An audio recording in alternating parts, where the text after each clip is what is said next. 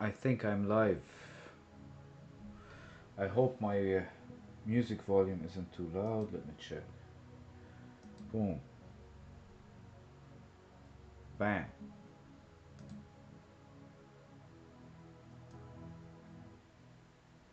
Alright, that's something. So, hey everybody. Hope you can see there's a board behind me, the board that I used in my earlier series. And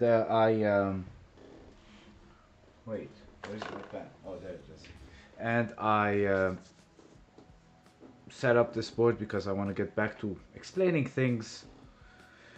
Uh, and I'm gonna try to wait for Noor until he shows up so that we can continue talking about anatomy and doing the anatomy exercises. So until then, I'm gonna try to do a recap about Frank Riley on this board to test out how it all goes because I don't know if I'm gonna be using this setup or a different one, but this one's not too bad. It's quite flexible. I can move the board a bit. The only issue is with this mic, but I'm gonna solve this issue next week, so we should be fine. Um, Still feel like the music is volume is too high. I'm gonna just. All right.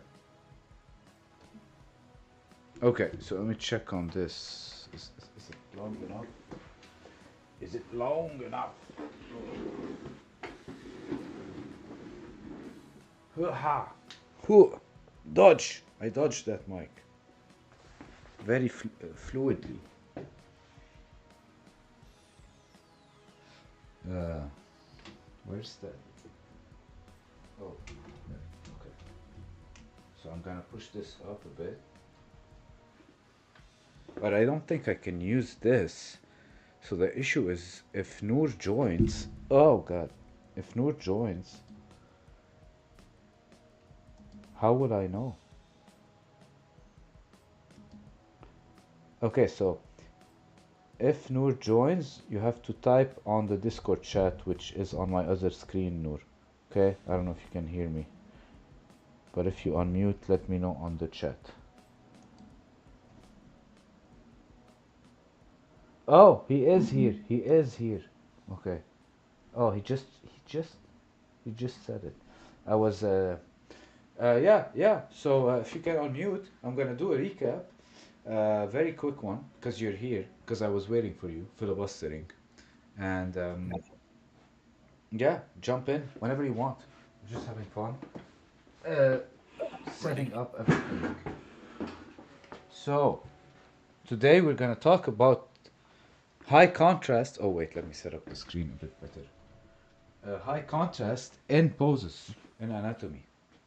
So, it's gonna be better for you to understand what's going on with the shape of everything because it's going to be high contrast and it's going to help you understand how to simplify things better, I think, and how to capture the composition with the lighting and the anatomy, everything all together. Merge everything. All right, sorry for going for so long. So my voice must be pretty clear when I'm standing here, huh? Yes, when you stand, your voice is extremely clear. Like the mic is right here. Maybe I Yeah, should yeah, perfect. try to move it a bit out of the way. But the issue is right now the headset is at maximum length, so maybe I could move the board a bit closer. Oh my god, this board is like my best friend now. Okay. Um, Happening. I'm waiting for the life to show what you're doing, and you're just standing there. oh yeah, I'm looking at it right now as well, the second one. Just so I can see my chat that I can't see actually. Where's. Oh, okay, I can see the chat. There you go. Sorry.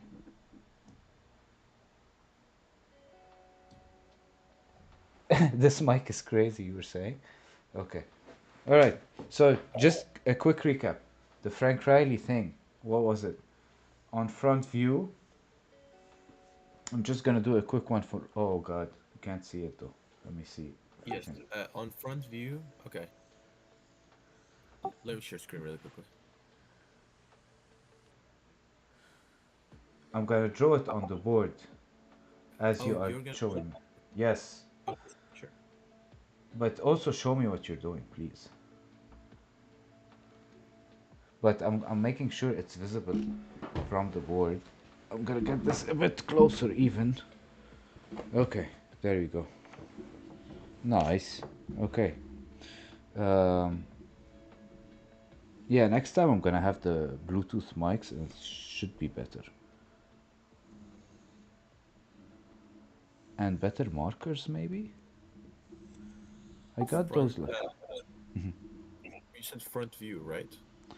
yes, this is in front. You're in front of the person right now, and all you need to do for all I'm gonna do is the head and the torso. I'm not gonna talk about the hands and the feet, and I'm just talking about the basic structure that you need in order to get going. So what's so important about this? Let me use another pen. Maybe it's more visible. I'm gonna do it with red now. Whoa. And the thing is, there's also reflection on the board. Anyways, this is how we learn. Before you start drawing, I think it's better if your camera was about the entire screen, because you're the focus of the live right now. You mean if I push myself more into the frame?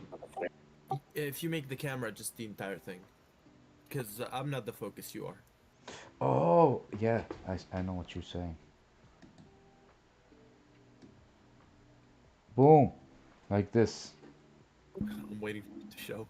Oh, yeah, it's gonna take a few seconds, right?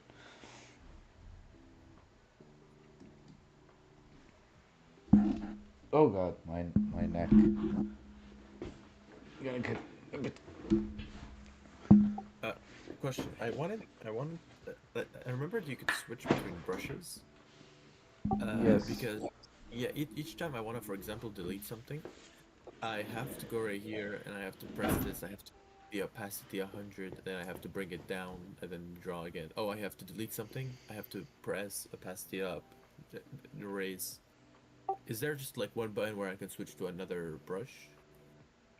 Uh, Like this, do this? are you sharing your screen?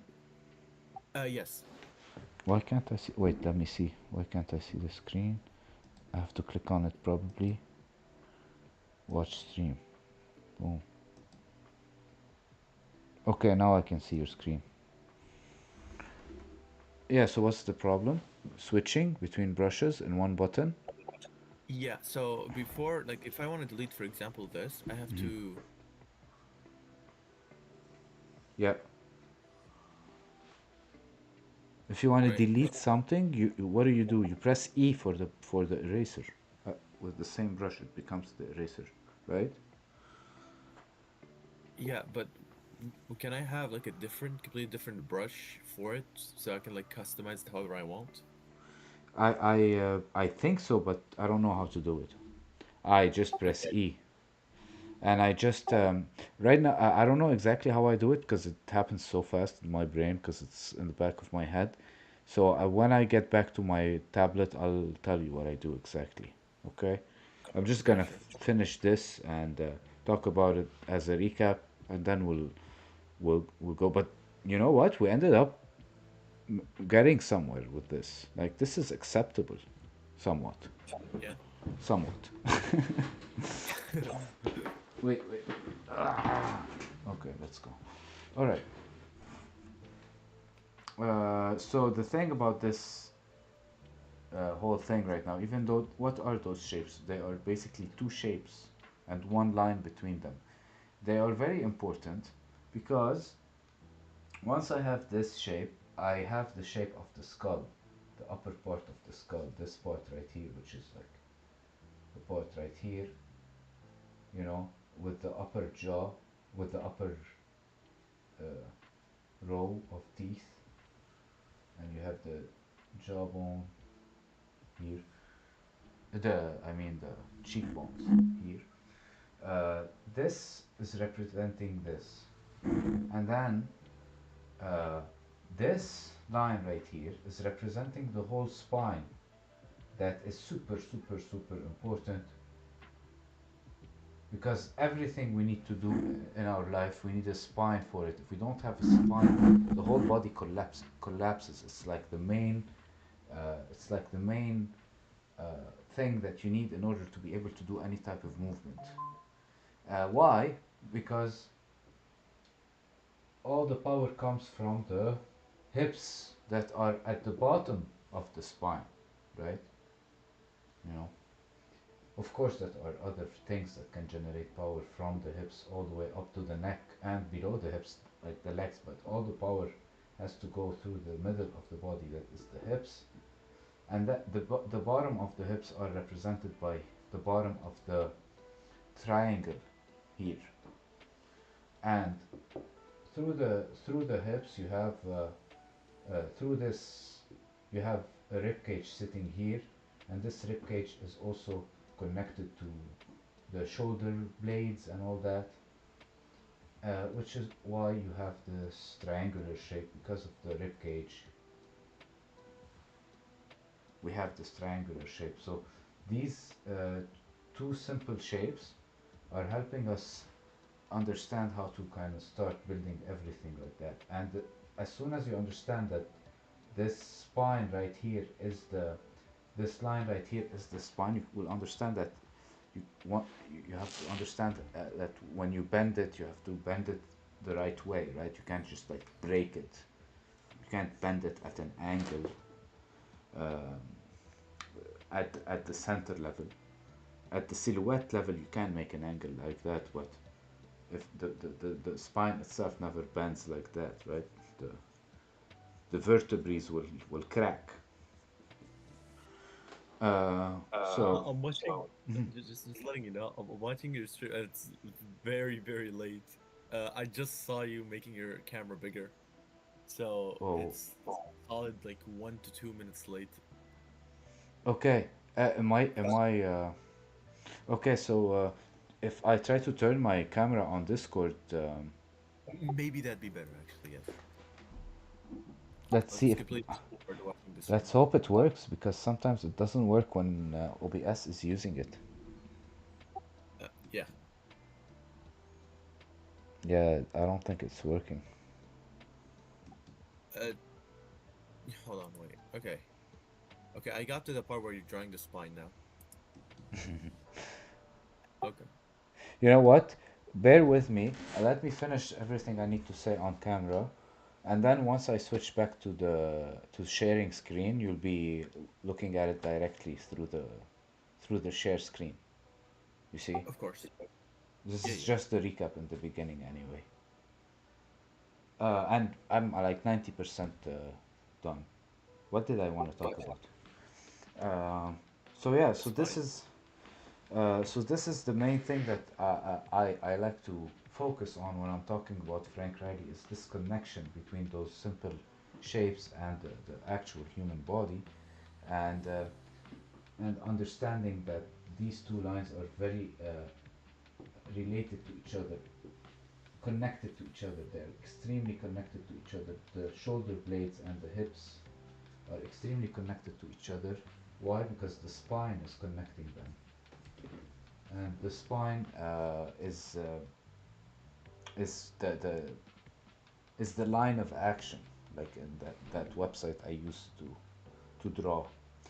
I see what you did there. I'm trying to get sponsored. Hopefully. uh, but yeah, it is, because it's true. That's what they call it. It's not just like the name of that website. A lot of teachers say they call this line the line of action, and because they in drawing they always talk about when once you capture the line of the if right now I did a line like this and I add like a line like that to it and another line like this to it, I can start to understand that if I can put like a head here and I start making the rib cage here, I can start imagining somebody maybe that's doing some kind of action that's following this shape. So it becomes understandable. You, oh, sorry. You start to understand how to move the body in a different way, especially once you understand how to draw this from the side and from a three-quarter view. Because of course, the thing about this shape, from the side it starts to look completely different.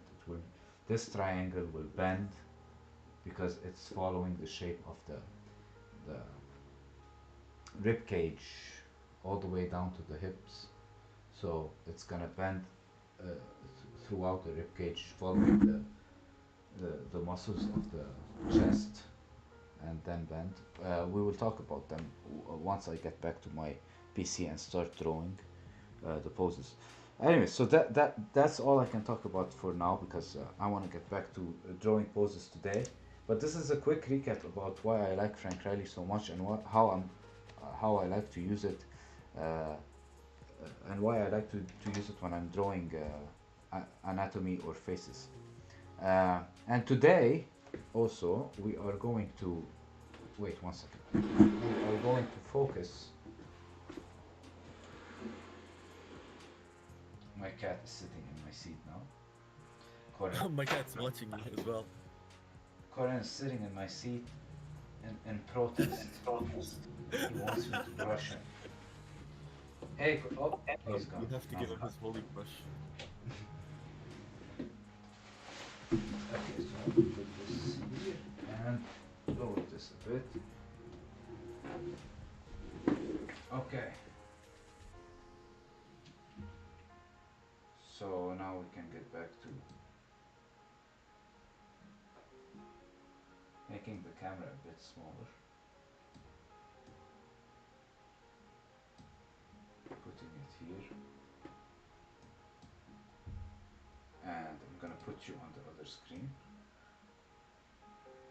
so that I can share my screen to you. You see my screen, right? I am sharing to you, right? Not yet, no. Not yet.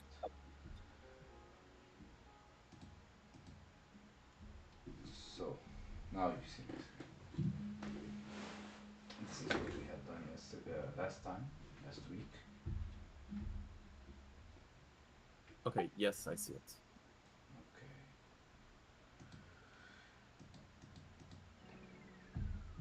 So, just to keep going with the point I was making before, we're gonna try to.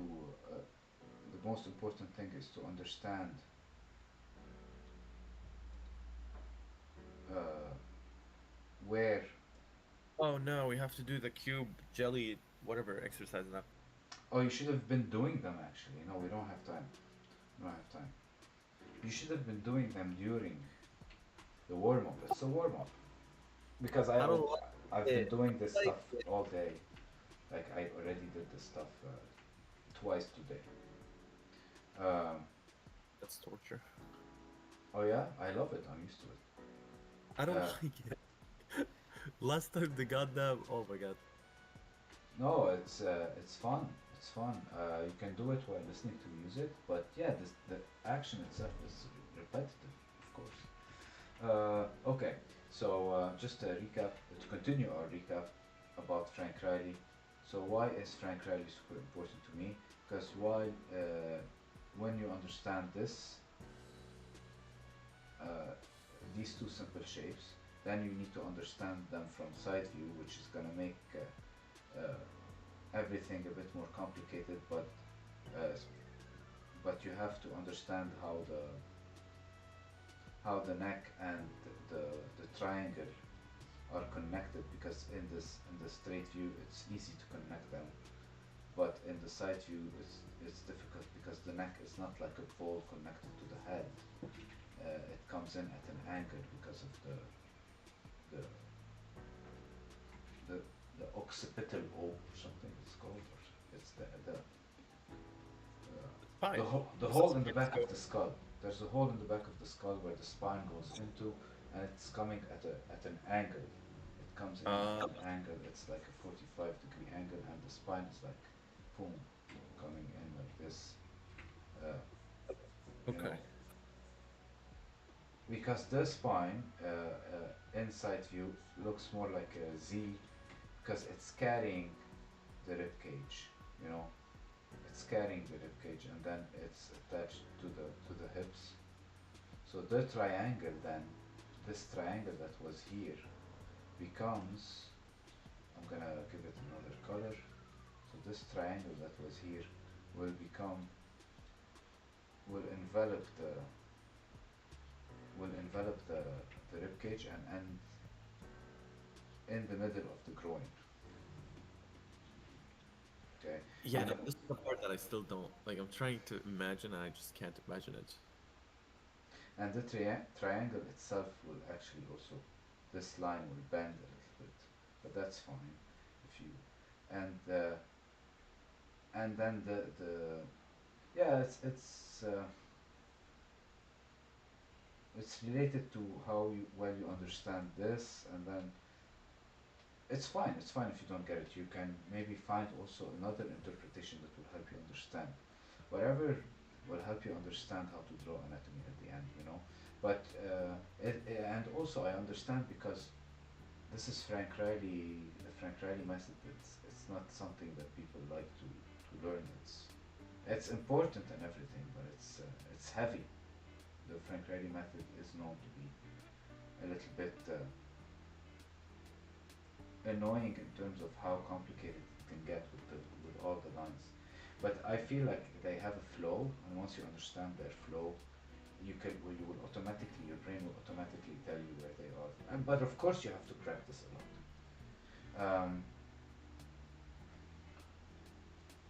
And yeah, memory will is involved in this process, of course. Uh, so this is the important thing to understand. Inside you, it starts to get complicated. But why does it get complicated? Because the human body is complicated mechanically. It's mechanically complicated. The face is simple mechanically. It just carries uh, the things we need to communicate, especially in terms of storytelling. But uh, for more like biology, they carry the things that we need to survive: the eyes, the nose, so we can breathe; the mouth as well, so we can eat. Like everything we need to put inside our body, the vision, the smell, comes from the face. But then the tools that we use in order to be able to accommodate the face, everything we have in our face, are mechanical tools. Like the hands are extremely complex. That's why most artists hate to draw hands. Anyways, so at some point also we're gonna be drawing hands. Um, Colin, I'm not gonna brush you right now, man. But I wish I could show you to the stream. You would get me viewers. uh, Oh my okay. god, he just Sorry, you said something. he just wants to be famous. He just wants to be seen on the camera. Oh, I want him to be famous too. He's the You most. want him, or do you not want him to be famous? I want him. I want him to Okay, I was gonna say, what kind of sabotage is this? be famous. I literally film him as much as I can actually, and record him. Like I record him more than I record myself. Uh, Okay, so what was my next point? I think this is it. Like the next point from side view. Once you understand side view a little bit better, you can then start to understand how to do three-quarter view. Three-quarter view becomes much easier. Okay, and then three-quarter view will become the combination of those two views together. You will understand that it's like this, but since I'm not seeing this straight ahead, the circle is gonna become slightly more oval, and since I'm not like seeing this more straight from the side, this is also gonna become slightly skewed and angled, but it's gonna be at a different angle. That's like a 90-degree angle, like this. I mean, as long like for the three-quarter view, this is the most I can do. What I drew in front of you, this is the most that I can do. And after that, I just become stuck. I have no idea how to continue it. Yeah. So with what you did, let me tell you something. With the second one you did of three-quarter view here. Um,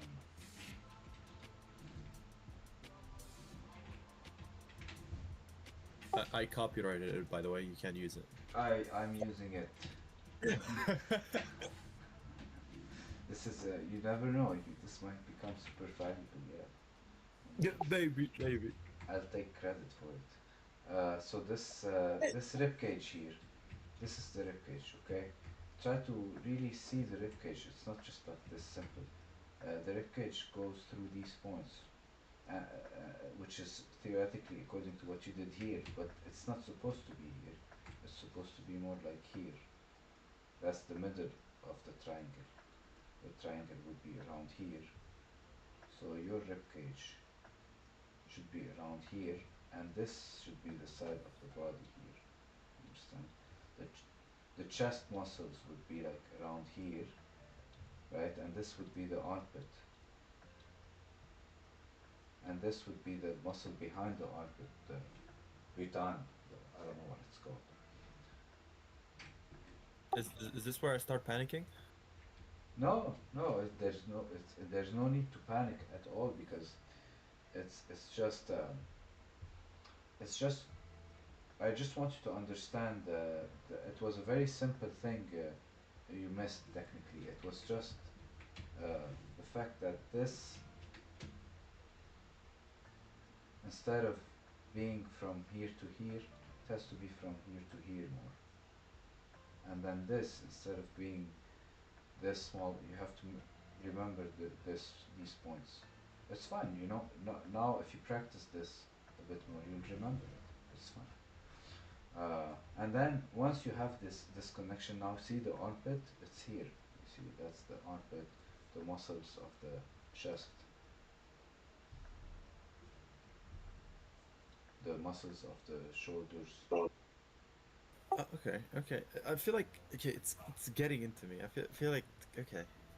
Not the hand, not the arm. The arm, I have no clue what the hell's happened. That's fine. It's fine. We'll build our way from the shoulders to the hands slowly.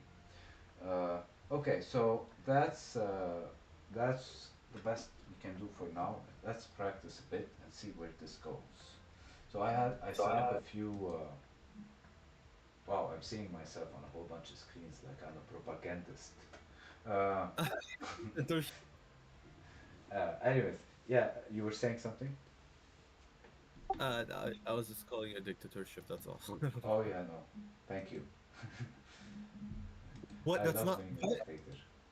There are some good dictators, believe it or not, even though they have a bad reputation. I had no idea.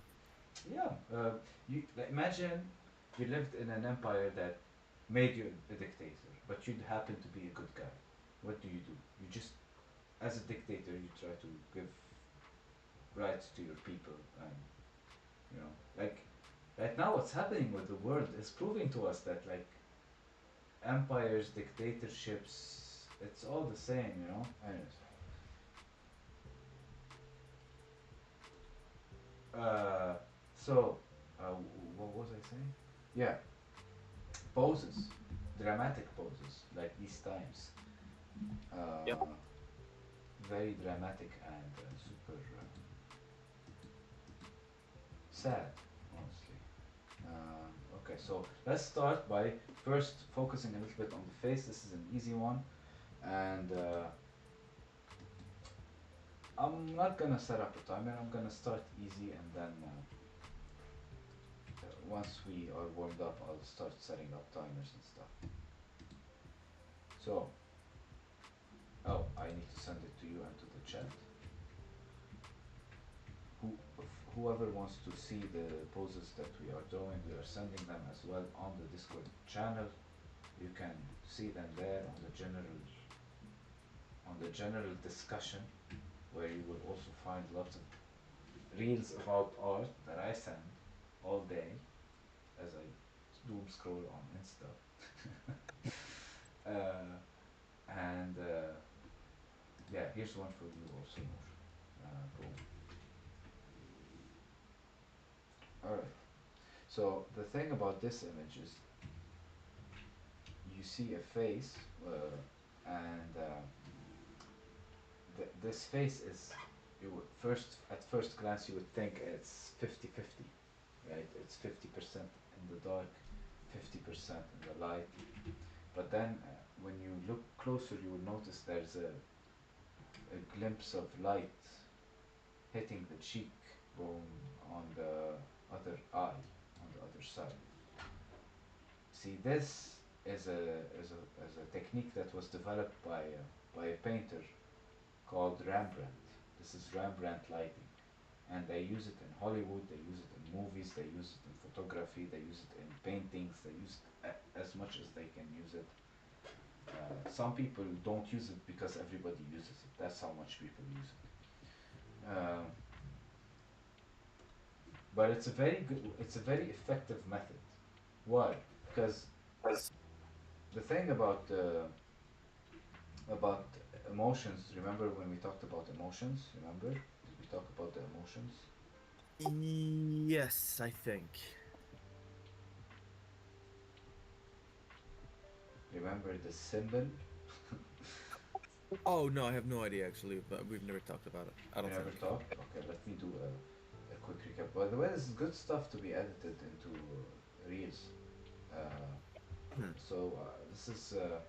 Let me know if it's all visible and all clear as well. Yes, everything is clear so far. Good. Okay. Uh, so the four emotions. I talked about this in previously, by the way, in the videos I uploaded on my channel. But it's good to remind people. Um, the four basic emotions, according to me, what I noticed in storytelling, is expression is based on emotion, and there are like four basic pillars for emotions. And you have the angry emotion, where somebody is trying to protect their eyes as they are trying to face what is hurting, not their eyes, themselves. They are in a protective like protecting themselves as they attack something. So you are angry, so you dip down your eyebrows to protect your eyeballs so you can still look at the thing that's gonna hurt you, right? That's why you dip down your eyes like this when you're angry. That's the basic reflex behind it, is because you want to minimize the probability of getting something stuck into your eye as you are maybe punching or or shooting or whatever you're doing, or maybe just arguing, right? You argue with somebody, sometimes you get angry and you instinctively do it. It's not to look cool. It's not a, because now when you're drawing someone who wants to look cool, somebody and who's an action hero, you give them that dip into their eyes to make them look masculine and like, but it looks phony. Why? Because we deeply understand that there's no use for you to be grinning like that if there's no threat or if it's not part of you. So sometimes it will look phony, and you won't. It will look like somebody who's just being starting being trying to look sad for attention, which is the opposite of a hero and a macho man or an action man. So that's the fine line you have to walk with anger. First one. Second one, after it is well, they don't come in this order, by the way. This is the way I drew them here. Okay. And the second one is neutrality. It's like when you have no emotion, and it's a very common emotion that you see sometimes among very smart people. Is they kind of become extremely uh, dead in terms of expression, and they try to contain their emotional expressions as much as they can so they can produce uh, something that actually functions for them in terms of productivity, in terms of solving the problem. They just try to isolate themselves from the emotion. That's one type of using the neutral emotion in story. But there's also a way where you can be like talking about someone who's just tired at the end of the day, so they're so psychologically tired that they can't like be like happy or they're just tired, they're physically tired. So someone who's tired might also be neutral. So I like this emotion so much because even though it's the absence of emotion, depending on where you put it, It can be very funny, it can be very tragic, it can be horrific, it can be uh, smart, it can represent so many things, even though this thing is the absence of emotion, right? And we started talking about these things through emotions, and yet here we are talking about the absence of it, which is the cool thing about, like, even when the thing is absent, it still exists. Anyway, uh,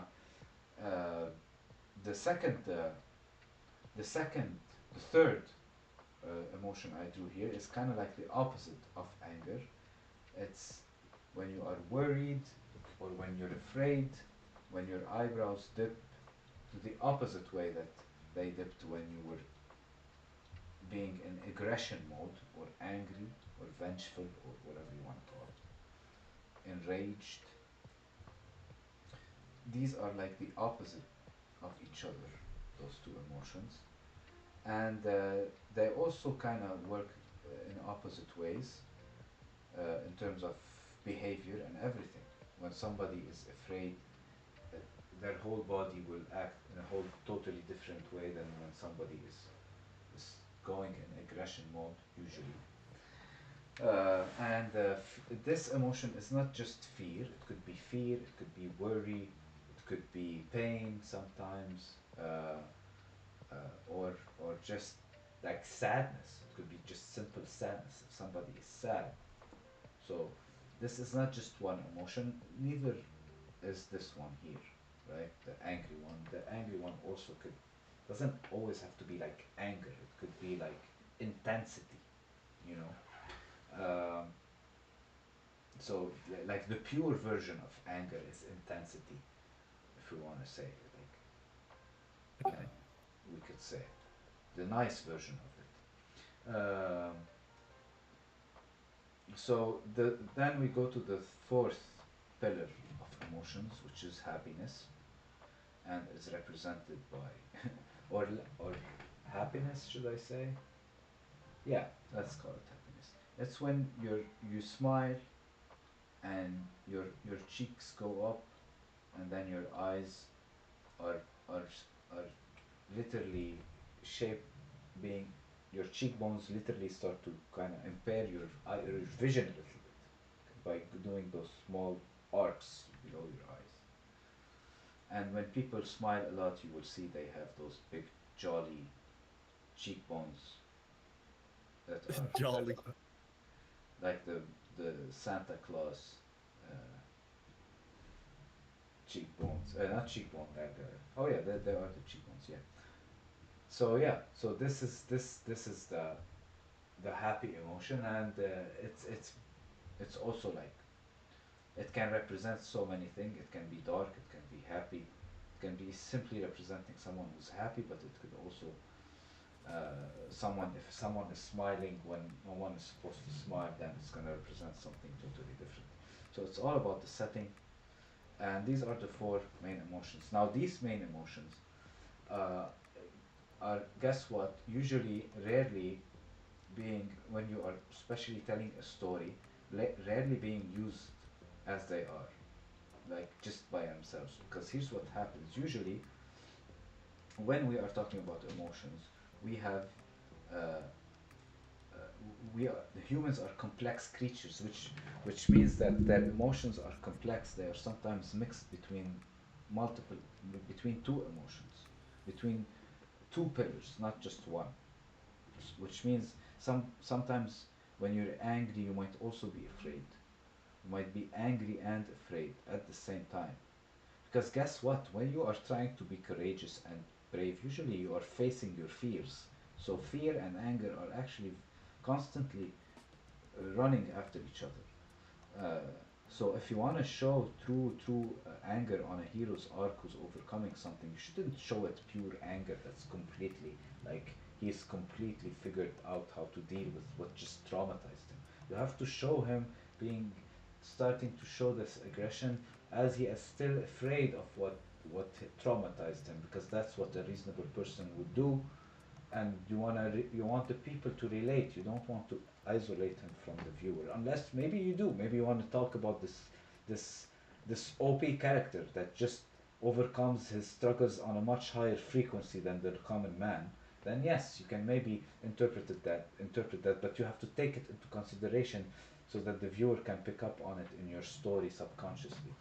And these emotions are your, you know, are your engineering tools as you tell your stories with your characters.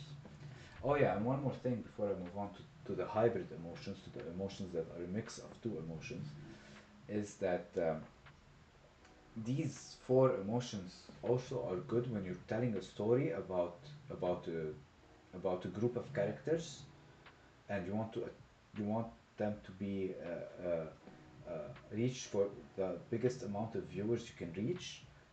It's good to do those. It's good to do those emotions for each one of them. One of them can be more on the angry side, and one of them could be more smart and neutral. One of them could be more on the cautious side, and he constantly worries about what could happen. And another person could be more happy, just like like the Ninja Turtles are like that. Like the orange one, Leonardo, I think, is the orange one. Uh, Donald Trump? Did you say Donald Trump? What? I heard you say the orange one and then you said Donald Trump. I'm talking about Ninja Turtles. Oh, Okay. Uh, yeah. So the Raphael, the red one, is like angry. The purple one is smart. Uh, you know, or like the worried one. The purple one is like the tech one, who's like the most worried one, technically. The blue one is the most over like well-rounded. He's the most neutral, and then there's Michelangelo, I think, the one with the orange uh, wrap on his face, and he's the happiest one. He wants to eat pizza and just he's the one that says kawabunga and all that stuff. I think I don't know. Anyways, I don't yeah. remember the Ninja Turtles much. They were popular when like for the generation that came after me, but I did watch Ninja Turtles a lot as a kid also, but I don't know the lore too much, honestly. Uh, just to tell you that those four main emotions are used everywhere. Like if you look at any league of Avengers or heroes or any group of characters that are put together, you even right now in life, if you go right now somewhere and you sit with your friends, they they will start to equalize based on those emotions. One will start to emphasize the angry side of his personality. One will start to equalize him by by by calming him down. Sometimes it goes horribly bad, and they are just both on the same thing, and they just create something, and then it like I don't know. You have a problem somewhere, but you get what I'm saying. Usually, I think this formula is very good because that's how even human society uh, uh, equalizes itself on the societal level between the different psychologies so that it can become a better group of people. All right. Anyway, so this is the point I want to say. Now to the next point, which was the hybrid emotions. So if we wanted to see those emotions in a hybrid state, how many hybrid emotions would we get? It's not that as much as you would think. It's not too much. You would only get six more because you can only mix them once together. You cannot mix them twice. By that I mean, if you number them one, two, three, and four, you can only mix one with two. Mixing one with two, which would give you 12, would be the same as mixing two with one, which would give you 21, right? So, uh, so if you take that into consideration, all the mixing you could do would be six. So you would get anger and neutrality. Like if we want to do it the way I did it before, anger and neutrality, you would get anger and worry, which would make it look like two lines that are parallel to each other almost. And then you would finally, for anger, you would get anger and happiness. And now anger is done because anger is not a hybrid emotion. And then you would I need to put here one more. So after anger is done, we can move to neutrality. Neutrality and anger has already been done. right? So we only have to mix it with worried. This is worried, and we have to also mix it with happy, neutral and happy. And then after neutral and happy, we would move on to worried. Worried, we would want to mix it.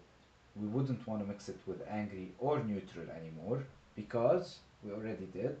Now we still have happy, neutral and sorry, worried and happy, which is worried this one, and happy is this one. And then we get to happy, and we realize that we've already mixed happy with everyone. So you would get those six hybrid emotions. Now, the thing about those six hybrid emotions, why am I telling you this, is to tell you that human psychology is, uh, is complex, and that when you look at a face, you want to usually see both eyes to completely understand the, the emotional state of a person. Because someone might be angry on one side, but on the other side might be smiling, like the Joker or something. But and it doesn't have to be two sides that are different, like the two-faced character in Batman or something. No, but sometimes it goes this way. The thing about those hybrid emotion is sometimes it goes like 50% here something and another 50% something, but sometimes it goes like the emotion is like here on this one. There is worry and anger in his eyes here. There is both emotions in his eyes. He is afraid and facing what is making him afraid. Therefore, now you can see him angry and afraid, and you might see him screaming in a way that's not like a complete shout, where you can see him a little bit struggling more. You might even see a tear coming out of his eye as he is trying. Okay, when you add the math, it makes it easier to see because I'm trying to draw the emotions as well. I don't know if you're seeing. I'm trying to just take it and combine the eyes. Mm-hmm. Uh, like the first one is anger and neutrality, and well, what am I looking at? Yes, let me just get you to this point. So, anger, neutrality, anger, worried, anger, happy, then neutrality, worried, then neutrality, happy, and then you have worried and happy. So, the thing about these things is they mix differently. Like, worried and happy could have multiple manifestation, and infinite types of manifestation. It's way more versatile than simply worried or simply happy, is what I was trying to say, and it applies to all of them. They all have this infinity of manifestations. They could be split between the face 50-50. They could be on both eyes in different percentages and all that. Okay, you got that point? Just so, because I'm gonna move on to the drawing. Yes. No, Because that's I'm fine. I'm trying to draw them behind you as well. all right. Yeah, I wanted to look at what you did, by the way, and I completely then shifted. Oh yeah, good. Yes. So all that to tell you why Rembrandt's lighting was super good. Why? Because it would let us see the half of the face, which is usually what you need in order to understand that this is a face, if you see half of it. But in terms of emotion, it's not exactly what you need. You need to see both eyes, you need to see both eyebrows, you need to see both in order to feel it. So they they added this glimpse of light that would hit the cheekbone right below the eye, and then project a little bit of light towards the eye, which would also help us what see the the emotion on the other side of the face. And now we can feel the face, we can feel the message, we can feel the message of this face way more, because we see this being projected on this. If she was like angry here and smiling here, that would be totally super creepy because it's on the dark side. If she was maybe smiling here and angry here as well, right? If we put the anger on the black side, right? So this is Rembrandt's lighting. This is why I talked about the emotions now, just to get back to this point that we saw in the beginning, which is Rembrandt lighting, and to talk to you about this point uh, as well. I think this is super important for someone who wants to understand how shadows are not just shadows and light. They are tools for storytelling. They are telling us here how to understand this face. They are tools for the eyes to understand. And that's what you need to learn as someone who wants to become a digital artist or just someone who likes to draw, is how to really use all those tools as a storytelling tool. All those tools that are composition, lighting, anatomy, and all those techniques that you will learn, they are storytelling tools. Because at the end of the day, you could just take the picture. You could just, but no, you want to draw it by hand because you by hand are capable of controlling those tools together in such a way that are gonna make it your own story. All right. Mm. That Yeah. being said, you can use as many references as you want. Uh, it's a very good tool as well. Okay, so now you can let's draw some poses in high contrast and try to capture those emotions. And not all of them are going to be faces. Some of them are going to be also uh, human anatomy. Okay. All right. I'm not going to put a timer. Let's take 5 minutes or a bit more or a bit less. And I am. Am I watching you? No, I'm not watching you. I'm watching me. Sorry, that gets a bit overwhelming for me. Yeah. Yeah. Yeah. I'm supposed to be much better at this, honestly, I think. Uh, where's my YouTube channel? Oh, no, that's not it. No. Just so I can make sure I can still see the chat where if someone said something. I notice all the streamers, they reply to their chats just like that. Pow, pow, pow. They're on their chat. I don't look at chat. Even when I'm not like that in real life as well. Like, I don't know. It amazes me what regular humans can do. Regular, what other humans can do. Wait. Wait. There are people. Hello. Yes, I talk like an alien. Where is my channel? Oh, there it is. Sorry. Yeah, found it. Okay. Now this code will go here. Perfect. Aha! Huzzah! Uh, Kazan.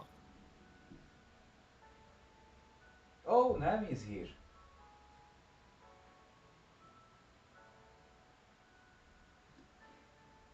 Yeah, he was telling you before about the exercises. He's telling you it's a type of meditation if you actually have fun with it long enough. Good point, man. Good point. Oh, I should have been looking at the stream. I wasn't. I was looking at your stream. No problem. Yeah, it's fine. We're only getting used to this.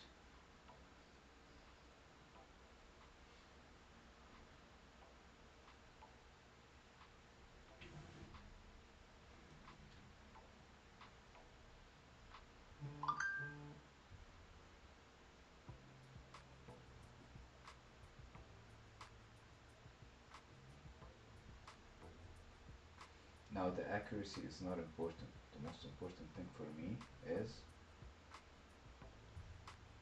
the lighting.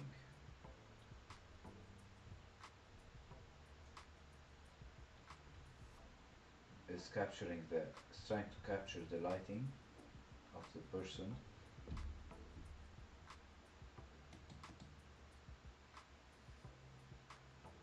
Hello,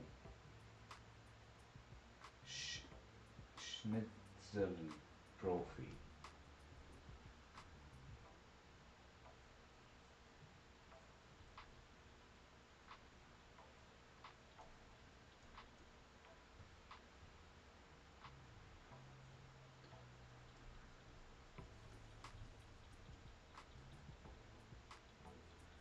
But this whole dance of emotion, I find it fascinating, honestly, me personally. Like She the way. looks confident. Sorry. She looks either confident or just plain evil. Oh yeah, no, this image. No, I'm saying in general. What's up, Corin?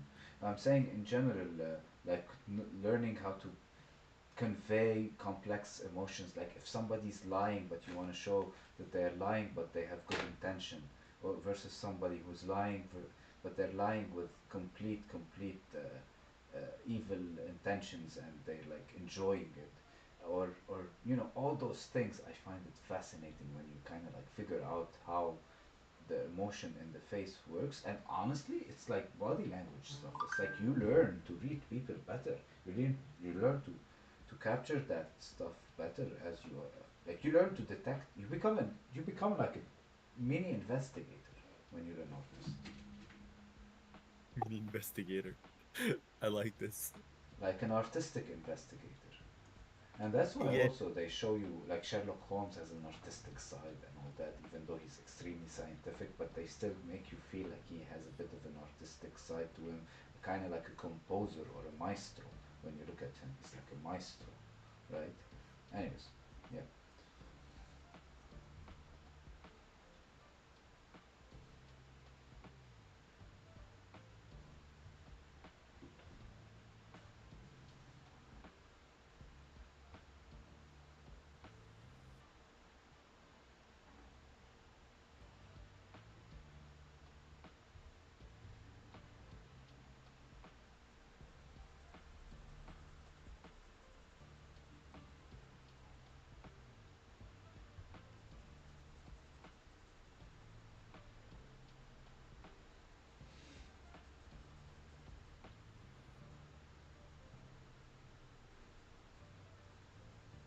Or when somebody, for example, is in pain, but he still has to force himself to endure so that they can reach his goal or something, and you want to show the emotion in his face as he is pushing himself harder. You know, these are emotions that happen all day, constantly.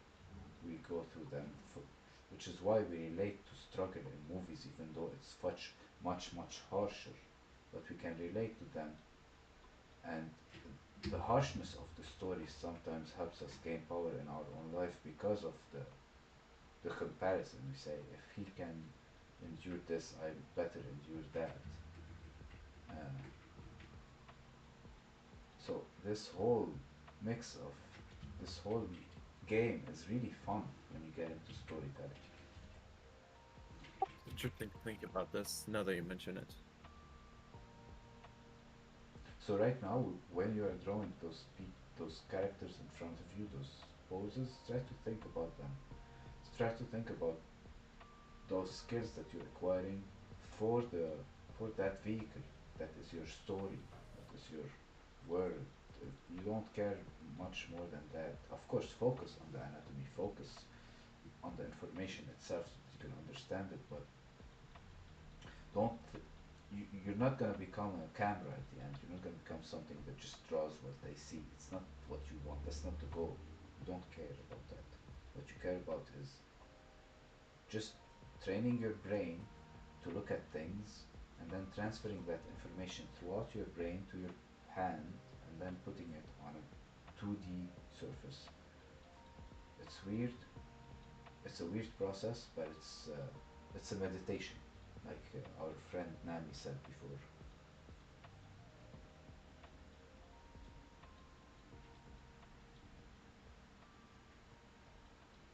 Which is why combining drawing and writing together, I feel, is like the ultimate way of meditating on things, on your life, On your life or on on anything, on this story format that you want to, on the story that you want to tell. Because why would you want to write a story down if it's not a deep story that means so much to you? So it is like a form of meditation. yeah.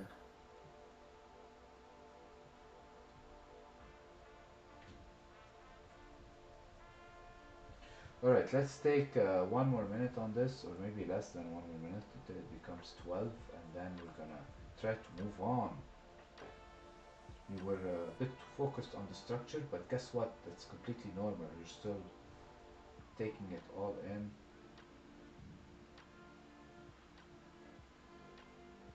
And I don't want to spend too much time on this. Me neither. I don't care about how accurate we can get it. I'm drawing it with a very thick brush, keeping it loose. I'm trying just now starting to make my brush smaller, but I think I'm too late.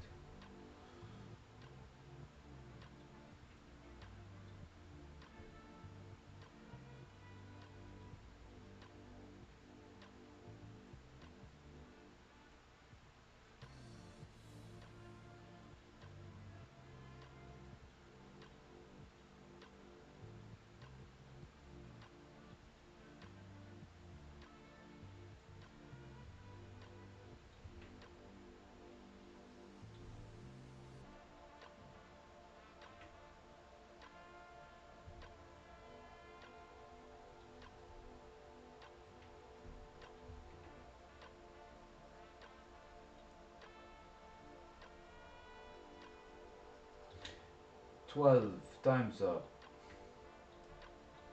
You want more time? You want more, like 5 more minutes or 3 more minutes? Like a minute more. Alright, let's take a few more minutes. I feel like you were starting to get stuff. I don't want to rush you out at the beginning. I want to take it easy, but we are gonna, depending on how much we can do. But if we can't, it's fine. I'll give you homework. Harsh homework. Oh shit. Uh, uh,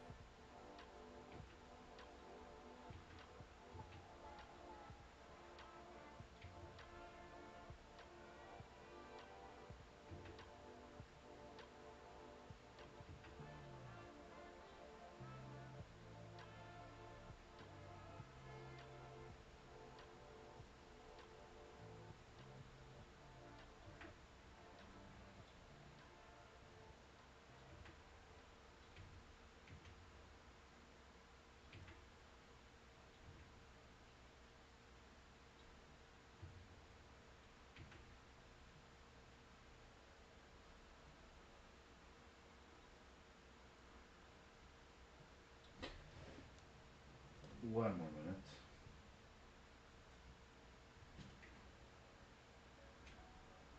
It's awesome we had people talk on the chat today. Huh? I would consider this a victory, yeah. an improvement. I mean, there has to also be a way to communicate back to them. Yeah, I mean, I am. Through my when I talk, they hear me, or I Yeah, can but talk. like, Hmm. the chat function is for them to like for you to hear them and then respond to them. You know what I mean? I mean that I am responding to them on my live. What do you mean? Yeah, but they already left. Oh, you mean I but it's okay. It's fine. I mean, one day they will stay long enough. Yeah, from what I've from the experience that I like Hmm. gained, uh, a viewer would stay a lot longer if the communicator like gives them at least like one message, like responds to something they say at least once. If he acknowledges them once, then the chances of them like coming back again and again increases by a lot. Oh wow. So that's why I was like saying, oh, you need to see if they chatted there, you need to see the chat. I am seeing the chat. I'm responding to it. That's what I'm saying. But yeah, I'm gonna to get. I'm not fast enough though. I'm not fast enough. I need to be faster. All right. So time is up. Let's move on to something, some different pose. This one is gonna have more anatomy into it. So let's try to do the anatomy thing. Where is it? Keep losing. I have two tabs. Where is my? Oh yeah, there it is. Oh yeah, it's. Oh, that's not where I can send it. That's where I can.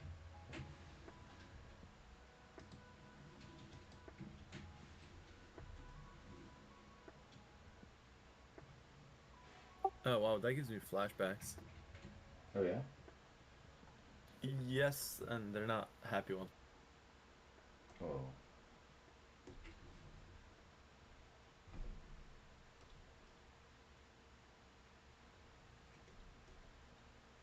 Okay.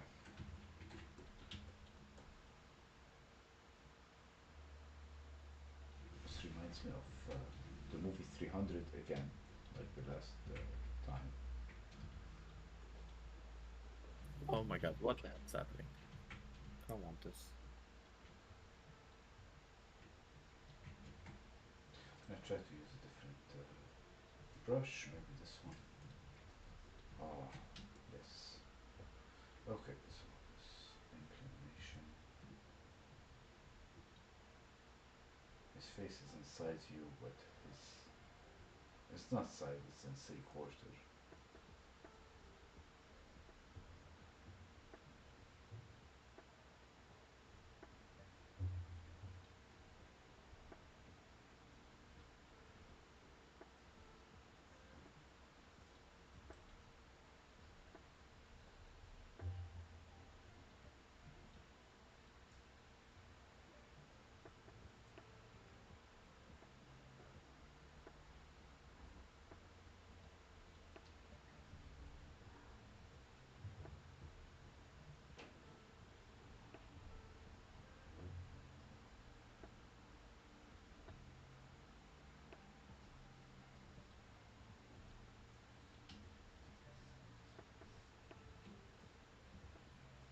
See here the triangle. If you can find the triangle, or at least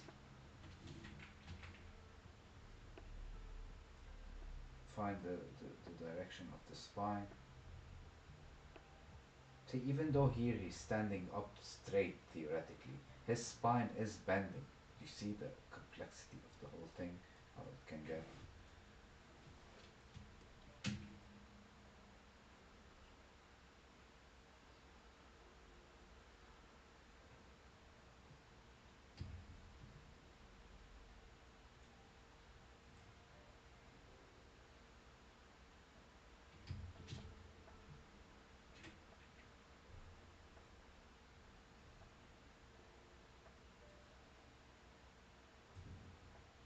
And this mechanism here, if you want to understand it more as well, you can understand that the bicep and the tricep, which is two muscles plus three muscles, you have two muscles clamped up on the first part of this cylinder, and then from the other side that are kind of like attached to the armpit, like a socket, and then you have from the other side the triceps, which are also the same thing, doing kind of the same thing, but you see it from the other side.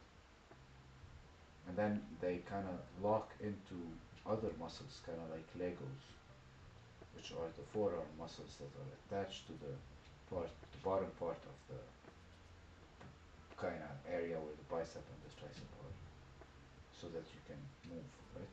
So you have to understand this mechanism that's kind of like this, and then you have like this latching onto it. And this is on one side and this is on another side, and lighting is hopefully going to help you understand the, the, the way they to round them up to feel their form. Trying to do what you're doing right now for the arm, and I'm hoping it looks good. Yeah, it's try to do as much as you can. If it's not as good, it's fine. Uh, just try to do the pose. That's the main thing. Don't like obsess over it not working or working.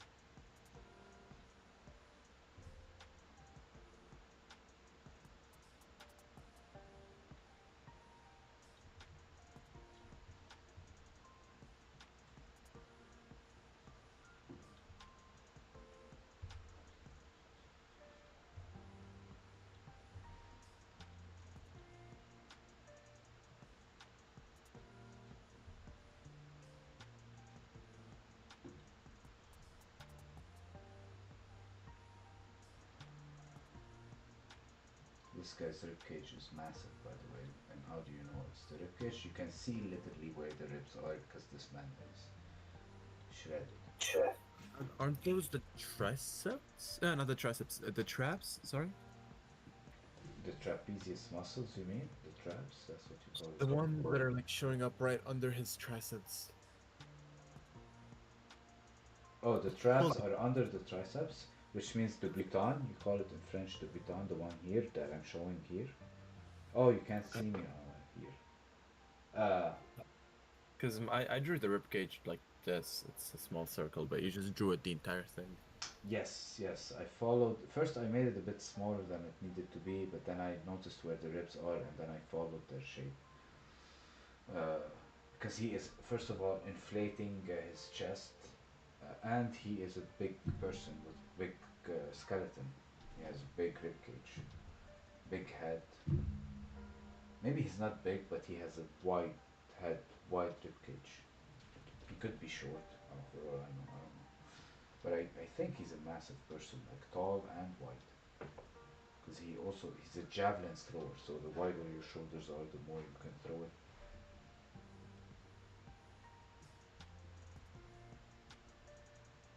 But maybe he's not. Who knows?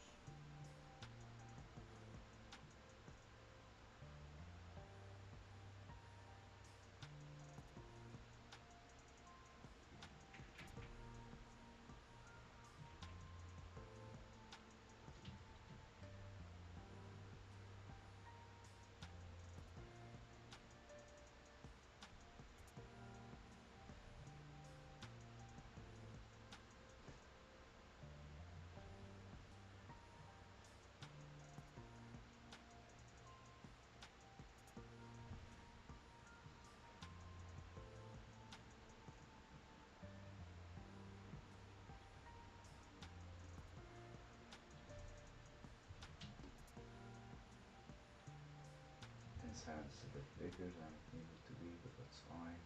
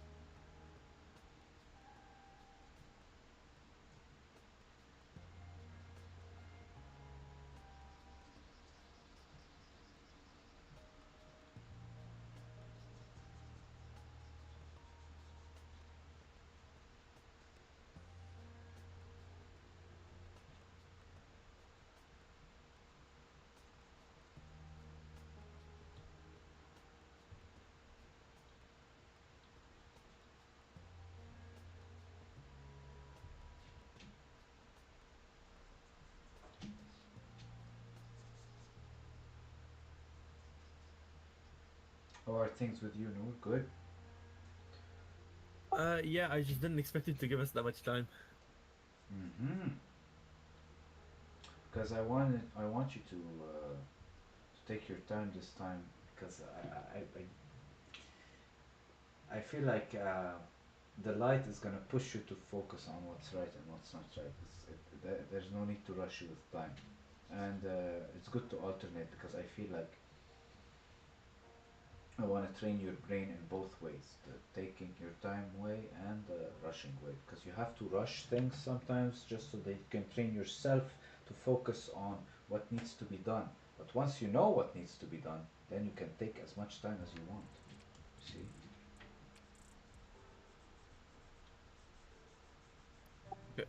Yeah, because I haven't like done so much time before. I don't really know what to do now. Hmm. Like it's obviously not perfect, but I can't just start over. It's good. It is good. It's not perfect, but right now, if I told you to draw someone before you saw this pose, if you were drawing it from your head, to draw someone throwing a javelin, it would have been probably even worse, right? That's first thing we need to establish. Second thing we need to That's true. establish is that as you were doing this and trying to draw this person as you saw him, your brain started to realize how much it needed to understand more things, and that is the learning process. It's once you realize what needs to be done in order for you to progress, that's instantly when your brain and subconscious and every part of you is going to start to realize that, okay, I better start acquiring this. And if you keep making those realizations more and more, then you will realize that you are facing new problems now. So now you know them. You will even by the time you know them, you will forget that you wanted to know them. That's how long it takes sometimes to acquire things. And that's the state you need to be to acquire things. Sometimes when you make progress, you don't even realize it. So don't be expecting to like eh, learn this ability like you're in a video game. You know, it's not gonna happen like this. Unfortunately, I wish. I wish. Oh, how I wish it was like that. But it's not. Or like in the Matrix where he just like and then he knows kung fu. But it's not. It's not. It's no one knows something. Everything is going through us and then from us to another place.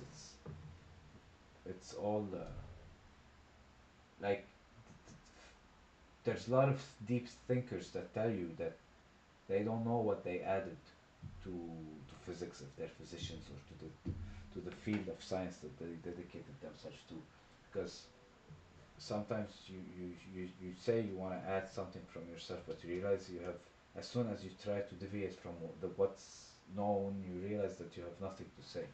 So it's kind of like the same thing here. You have to repeat this knowledge enough so that it goes through you and manifests itself through you. That's how it goes. Uh, but yes, on a more technical aspect, if you want to just think about this technically now, why couldn't you do it technically? Well, it's just because of form. Remember the blob? Uh-huh. So the blob is your friend in order for you to. The more you can do the blob better, the more you'll be able to draw this better. So I can tell you what you need to improve, but basically what I would be end up telling you at each improvement is that you need to feel the form. By that I mean, see his hand here. This hand here is, like, let me make my brush bigger. This hand here is like this, and then there's there's a surface here, and there's a surface here, right? It's like very clear that there are two surfaces in this hand, for example. When I look at your hand, for example, that's just an example, of course, it's not like you just gave it one side, and the other side is so neglected, right?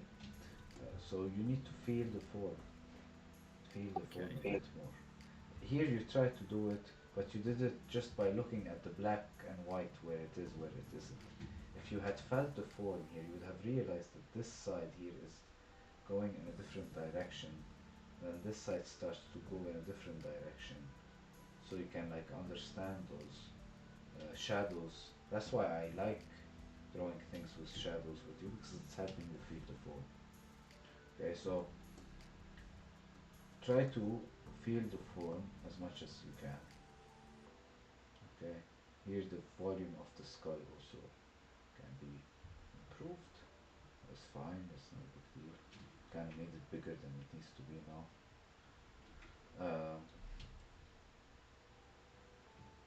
The angles are not bad, not bad at all. The angle of the shoulders is not bad. The angle of the eyes is also not bad.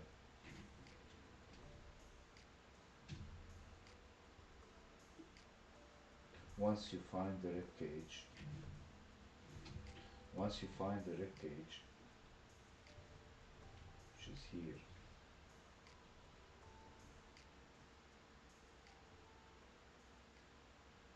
then you can see like here with this muscular person, you can very easily see the triangle, how it's like following this shape. See, that's the triangle. It's going down, down, down to the groin. See, it's going down like this, I think, more. But that's the triangle in his body. Now, once you have the circle of the rib cage and the triangle, and especially if you see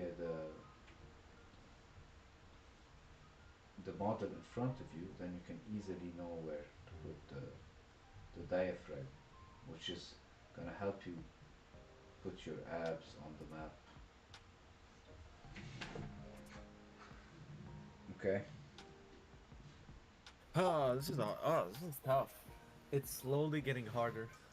Oh yeah, I know, but that's fine. I'm telling you what you did and what you need to improve. So it's gonna feel like it's very difficult, but it's fine. You have to understand. If I do this, if you do this every day, it will get much easier. That's the best way to make it easier. Because if you want to understand everything at once, it's gonna feel like it's impossible. It's like I'm telling you to eat a cake, but that's as big as a mountain. You can't. There's no way you can eat it at once. Okay. You said the jelly bean exercise is my friend. Yes, the blob. Because one, So yeah, go ahead. I just did a blob and I just tried to trace around it. So when you do the blob, yeah, when you're doing that blob, you're feeling the form of that blob every time. And if you want, here's the blob, the full version of the blob, how I use it, how everyone should use it. So once you master doing the regular blob, which is the one I've been telling you about since you started, I think, right? The warm up, the third Oh exercise of no, the warm up. this one you told me about it like not too long ago. Oh yeah, yeah, right. But you know the blob now, right? That's the blob, kinda, right? You do three vertical, three horizontal lines.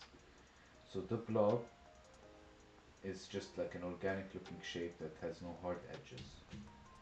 And then this shape, once you do it, you divide it into north, south, east, and west. West and east, I don't know. I forgot which is left, which is right, honestly. So you then do a line that's gonna go one to the left, one to the right vertically, and then one down the middle, from north to south. And what you do it as if you were an airplane taking off. You can't have any hard edges. See, this edge is fine, but if it was like this and I went like this, that's bad. See, it should be like this. So see the difference? It's a very small difference, but that's enough for me to know if it's good or bad. And then I'm gonna follow this, go up, and then land back into it. See, I wanted to reach this point, and this is when I started to touch the surface, because that's when I need to land in order to reach this point. So that's how you have to feel the form. Okay? And then I have to do the middle line. The middle line will resemble both lines around it. and it will flip from left to right, unlike the other lines, which usually stay on one side.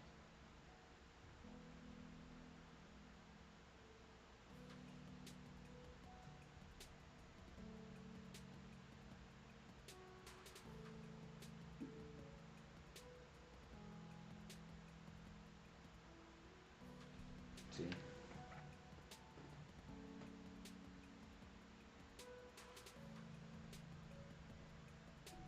Okay, I'm trying to do the same thing.